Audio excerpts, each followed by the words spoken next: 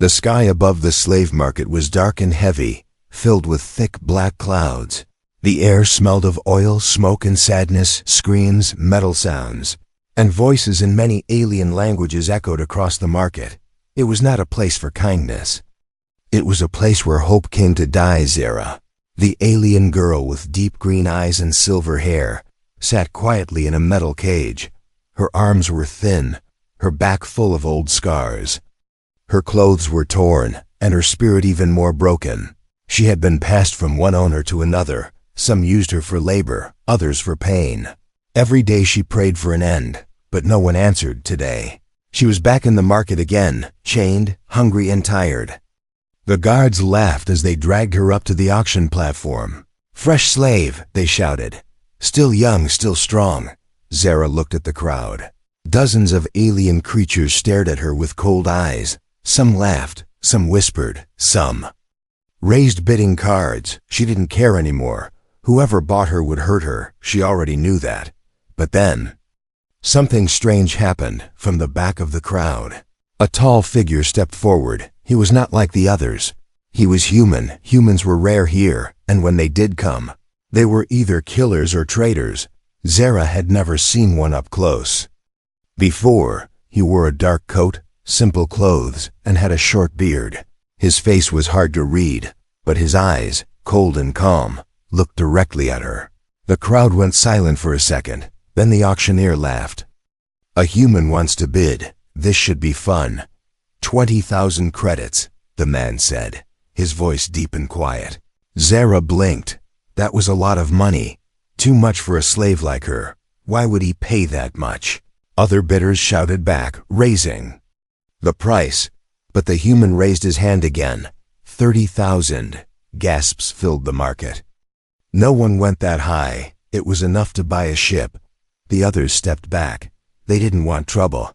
The auctioneer smiled wide and hit the gavel. Sold to the human. Zara's heart dropped. This man must be insane. He must be crueler than all the others. Why else would he pay so much? She was taken off the platform and handed to him. He signed some documents, took the key, and unlocked her chains, but didn't speak to her. He just pointed to his ship. Zara followed, her legs shaking. Was this the end? Was he going to hurt her now, slowly, for fun? The ship was old, but clean.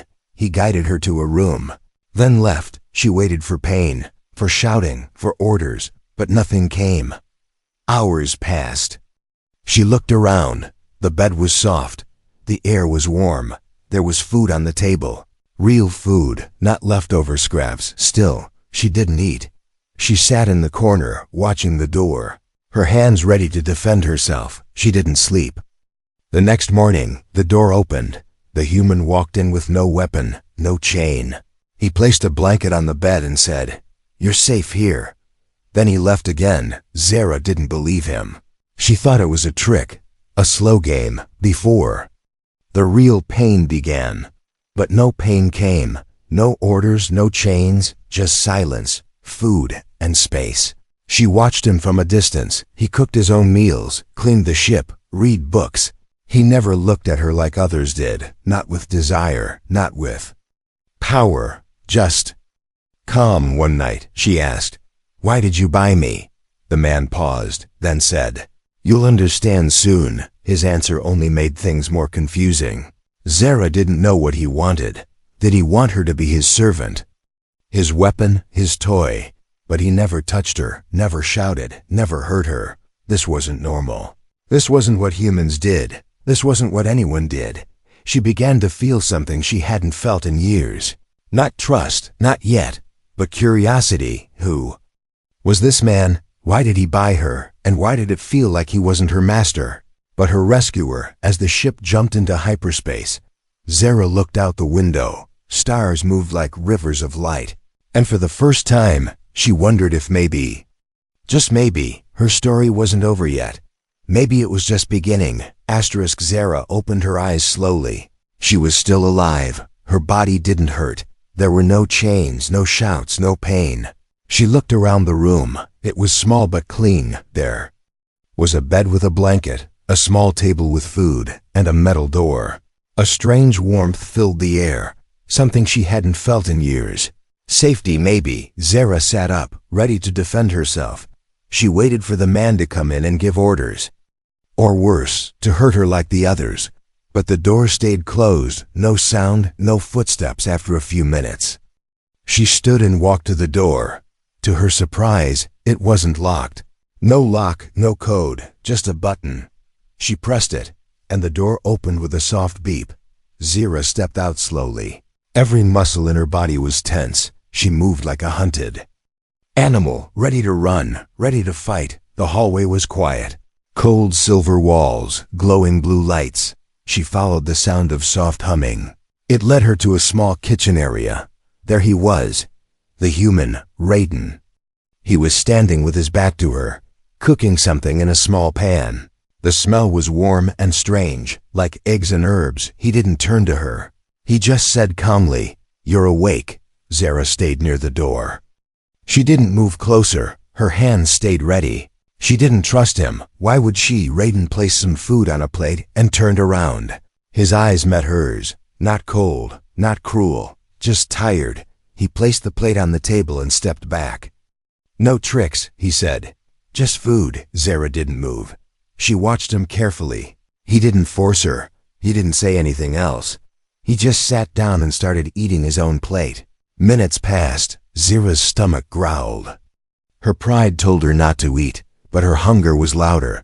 She walked to the table slowly and picked up the fork. She took a small bite, then another. It was real food. Warm, soft, and strange, but good. Raiden didn't speak. He just ate quietly. After a while, he stood up and said, "If you want to leave, the hatch is open." Zara looked at him in shock. Was this a joke? Another trap? "You don't want me to work for you?" she asked. Raiden shook his head. "I didn't buy you to work," he said. "I bought you to save you." Zara didn't know what to say. Save her. No one had ever said that before. It didn't make sense. Why would a human care about an alien girl like her? "I don't understand." She whispered. "You don't have to," Raiden said. "Just rest. Eat and heal." Then he walked away, leaving her alone in the kitchen. Zara sat there for a long time. Her mind was full of noise. She didn't know if she could believe him, but he hadn't touched her. He hadn't yelled. He hadn't locked her up. Back in her room, she checked again. No chains, no cameras, just a room, a bed, and freedom. She didn't sleep, not yet, but she lay down. For the first time in many years, she wasn't scared of the dark. The next morning, she woke up to the smell of tea. Raiden was sitting on the floor, reading an old paper book. Zara sat across from him. "You live alone?" she asked. Raiden nodded. "For a long time now," he said. "Why did you come to the market?" she asked. He closed the book. "To find someone I could help." Zara looked at him carefully. There was something broken behind his calm face. Pain, deep pain. "I thought humans only cared about power," she said. "Some do," Raiden replied, "but not all." She wanted to ask more, about his past, about why he was doing this. But something inside her told her to wait. This man was a mystery, a strange, silent mystery. But he was not a monster, not like the others. Zara still didn't trust him. But for the first time in her life, she didn't feel like a slave. She felt like a person. As the stars outside the ship moved slowly through space, Zara sat in the soft chair beside the window. She didn't know what tomorrow would bring, but for now, she wasn't in a cage, and the door was open. Zara had never heard silence so loud. No chains, no orders, no screams. Just the soft hum of the ship, floating through space. But inside her mind, the noise never stopped. She didn't trust this calm. It felt fake. Danger always wore a smile before it showed its teeth. She had been on the ship for 4 days now. Each day felt like a puzzle. The man Raiden never touched her, never shouted, never locked her in. He even gave her a comm device with a message, "Emergency only." Who gives a slave a way to call for help? It didn't make sense. Nothing made sense. She watched him carefully. He didn't act like a master. He cooked, cleaned, and sometimes read books out loud to himself. He even fixed a broken light in her room without saying a word. He never looked at her with cold eyes. But that only made her more afraid, because no one is that kind, not in this galaxy, not to someone like her. She had to escape before the trap closed, before the kindness turned to control. One evening, the ship landed at a trade outpost. Raiden needed parts for the engine. He gave her a simple choice. Stay on the ship or walk around, just don't go far. Zara nodded politely. But inside, her plan was ready. She would run, disappear into the crowd, find a transport, hide in cargo. Anything to get away. As soon as Raiden turned down another hallway, she moved, fast and quiet. She knew how to run. She had done it many times before. The outpost was noisy and bright. Merchants shouted, robots moved supplies. Aliens from 100 species moved through. The metal corridors, perfect cover. Zara slipped between a group of traders. Her heart beat like thunder. For a second, she almost smiled. Freedom was close, but then 2 guards blocked her path. Slave scan alert, one of them said, holding a scanner. Zara froze. They scanned her wrist. An old mark from her last owner still glowed faintly. Stolen property, the second guard said. They reached for cuffs. She tried to fight. She kicked and twisted. But they were strong, too strong. Then came a voice like metal cutting stone. Let her go. Raiden stood behind them, eyes sharp, coat blowing slightly in the stations. Air vents. He held out a card. Ownership records, he said coldly.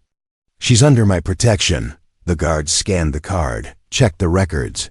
After a moment, they stepped back. Apologies, sir. Zara didn't move. She stared at Raiden, confused, breathing hard. He looked at her, but didn't say anything. Not anger, not pity, just understanding. They walked back to the ship in silence. Zara waited for shouting, for punishment, but none came. Later that night, he brought her a small cup of warm liquid. She didn't take it. He placed it on the table and said, "You don't have to be afraid here." She finally asked, "Why did you stop them?" His answer was soft, "Because no one stopped them for my daughter." The room went quiet again. Zara looked at him, truly looked at him for the first time. His face wasn't just tired. It was wounded, not with scars, but with loss. She wanted to ask more, but she couldn't, not yet, so she just said, "Thank you." He nodded once and left the room. Zara stared at the cup on the table. She picked it up and took a sip. It was sweet and strange. It tasted safe that night. She didn't plan an escape. She didn't stay awake listening for danger. She just lay on the bed and slept, not because she trusted him, but because, for the first time, he made her believe that maybe, just maybe, she wasn't bought. She was rescued, and that thought felt heavier than any chain she had ever worn. Asterisk, she laughed in her sleep, then woke up in terror. Zara sat straight up in bed, breathing fast for a second. She thought she was back in the cages, surrounded by metal bars and cruel hands. But no, there were no chains, no collars, no orders, just the soft hum of the ship and the quiet air of peace. She touched her face, her neck. It was all still there. The past didn't leave scars only on the skin. It lived in her bones, in her dreams. The room around her was warm and calm, but her heart still raced like she was running from something. Maybe she always would. She stood and walked to the kitchen. Raiden was there, as usual, sitting at the table, reading a paper book in silence.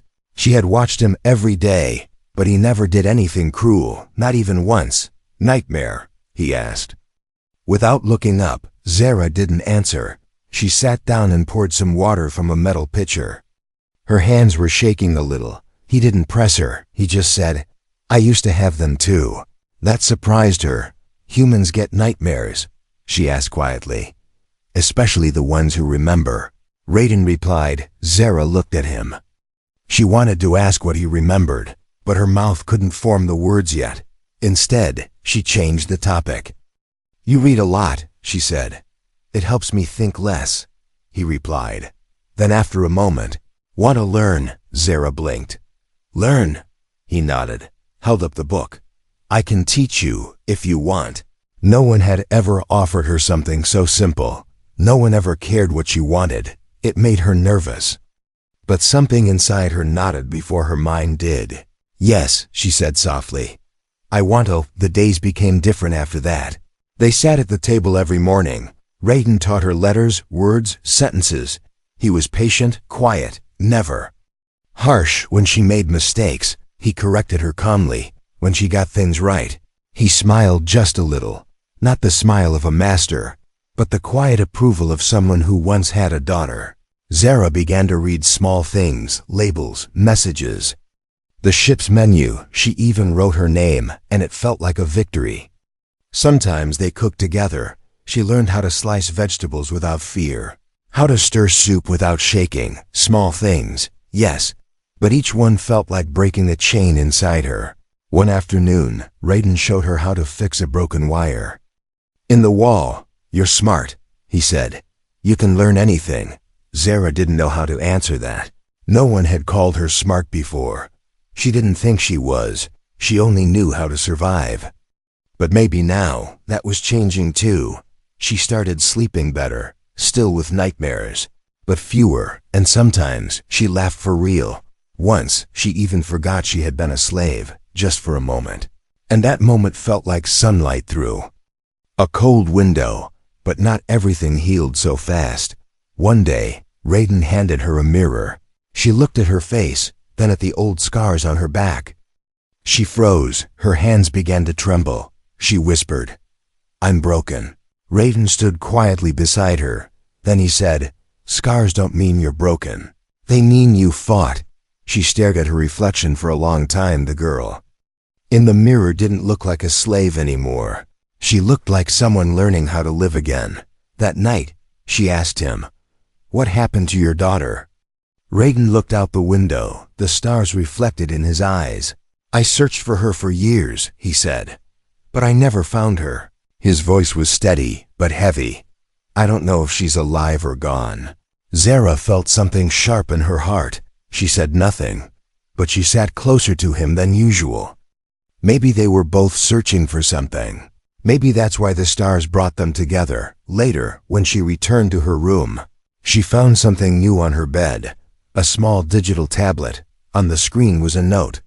"You are more than what was done to you." Zara held the tablet close, not because it was expensive, but because no one had ever told her that before. And this time she believed it, even if just a little. It started with a sound that didn't belong. A soft beep, not from the ship's systems, but from the old slave tracker in Zara's wrist. She froze, staring at the blinking red light. It hadn't blinked in weeks. Raiden had said it was deactivated. He was wrong. The past had found her. Zara rushed to the control room. Raiden was already there, scanning alerts. A cold message blinked on the screen. "Target reacquired to 40,000 credit bounty. Return alive or dead." Her old master had placed a price on her head, high enough to make anyone chase her. Even in deep space, Raiden didn't speak. He just changed their course immediately. "Too risky to stay near trade routes," he said. "We'll move through the outer rings." Zara wanted to scream. She wanted to hide. But most of all, she wanted to run again. "Why didn't you throw me out when you saw the message?" she asked quietly. Raiden turned to her. "I didn't save you to give you back." No one had ever chosen her before, not once. But he had. The next day, a small cargo ship approached. It sent a request to dock. Raiden declined. Seconds later, the ship fired a warning shot. "They're bounty hunters," Raiden said. He pressed buttons, activated shields. Zara stood frozen. "They're here for me," she whispered. "They'll kill you." Raiden looked at her and said, "Then let's not let them." Zara didn't know how to fight, but she knew fear. She knew how hunters moved, where they aimed, how they thought, so she stayed beside him, feeding him data, watching screens. When they tried to hack the system, she blocked them. When they launched grapplers, she cut the power at the right moment. She was no longer the girl in the cage. She was part of this ship, part of the fight.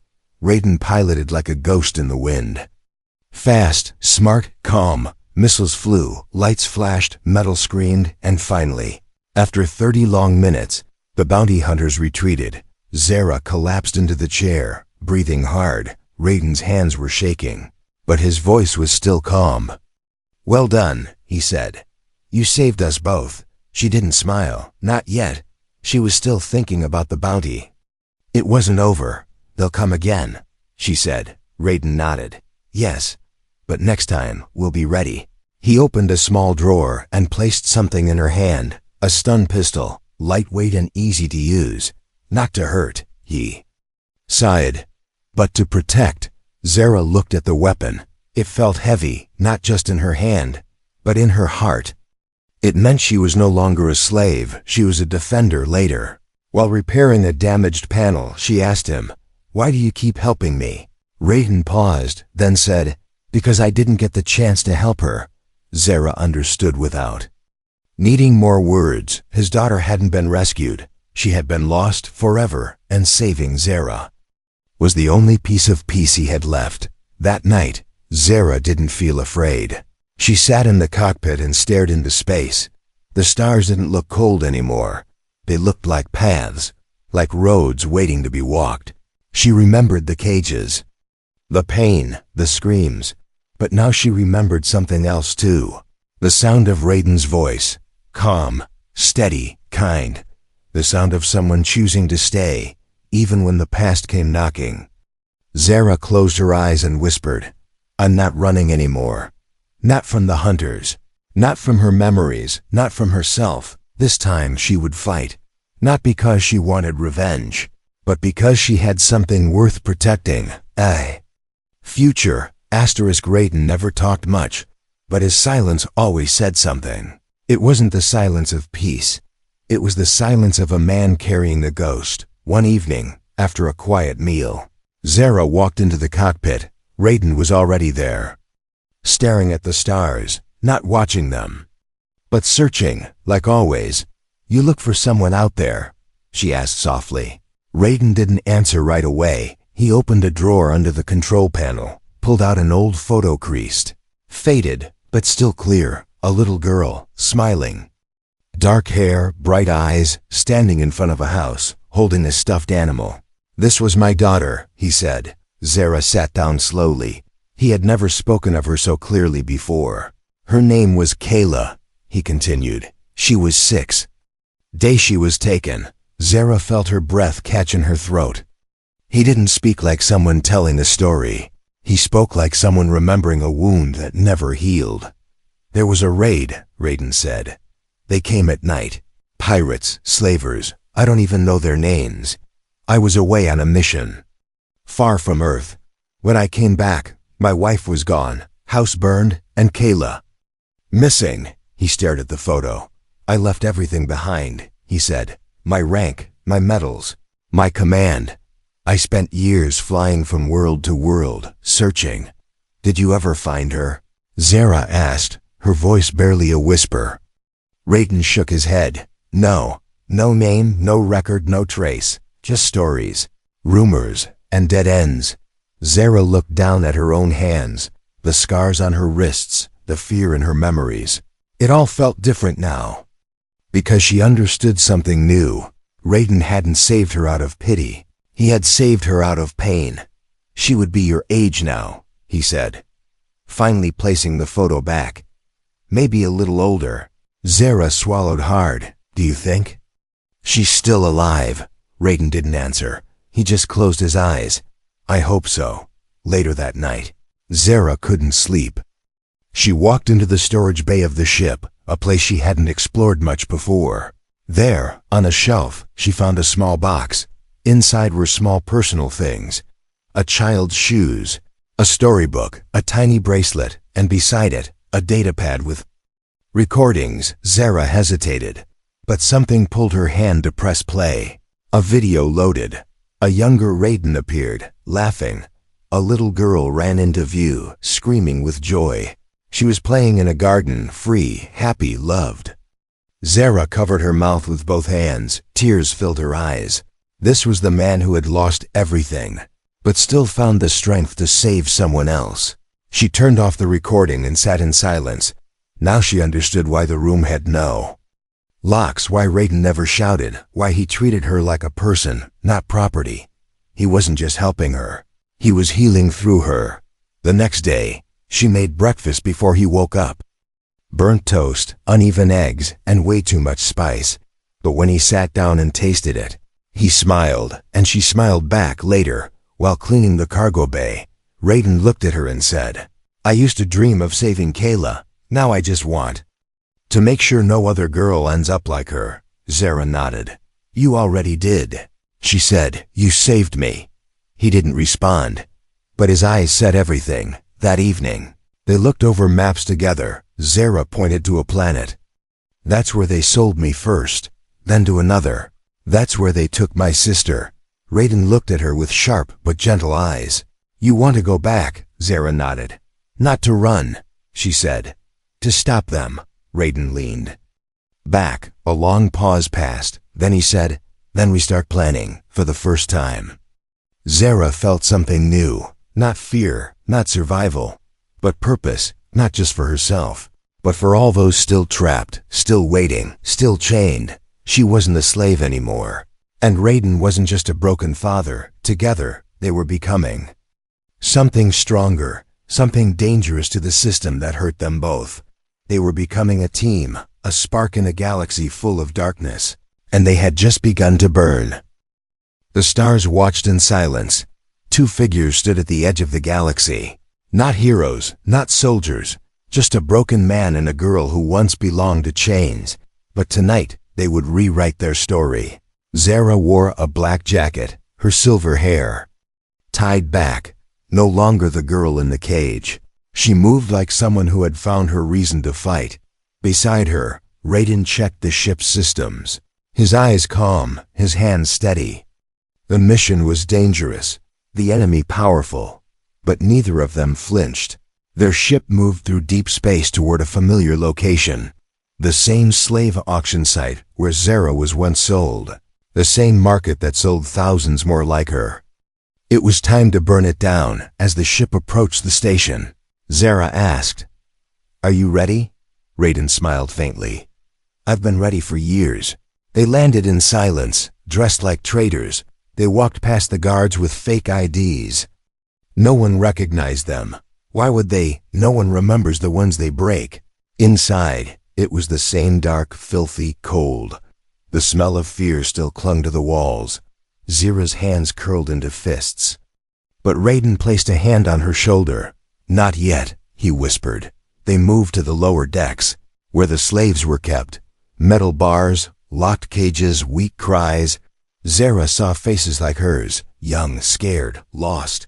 Her heart nearly shattered. But this time, she wasn't powerless.